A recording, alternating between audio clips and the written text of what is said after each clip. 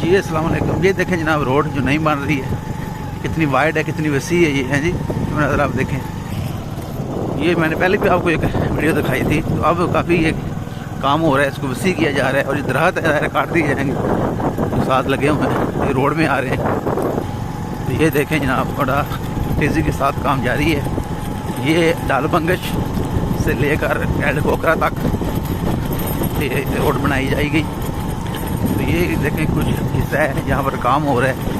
ये देखें किस कदर रोड को वसी किया जा रहा है। तो आप लोग बताएं, ये रोड को जो वसी किया जा रहा है ये कैसा अमल है, क्या कहेंगे इस हवाले से। ये जनाब देखें, रोड को जो वसी किया जा रहा है, ये काम जारी है और बड़े अच्छे तरीके के साथ काम हो रहा है। अभी तक काफ़ी वसी किया गया रोड को।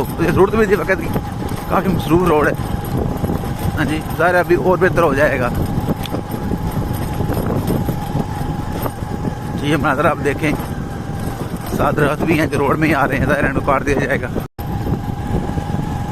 ये जनाब मज़ीद देखें, ये गाड़ी वाला के करीब में गुजरा हूँ साथ ये गाँव में आज सामने बाइक पे बैठ के वीडियो बनाना आसान तो नहीं है, लेकिन है मैंने से किया। अभी रोड भी खराब है काफ़ी। हाँ जी, तो ये जनाब आज की अपडेट है। उम्मीद करता हूँ रोड के हवाले से आपको ये अपडेट पसंद आई होगी। राय के साथ लाजमी करें। Thank you.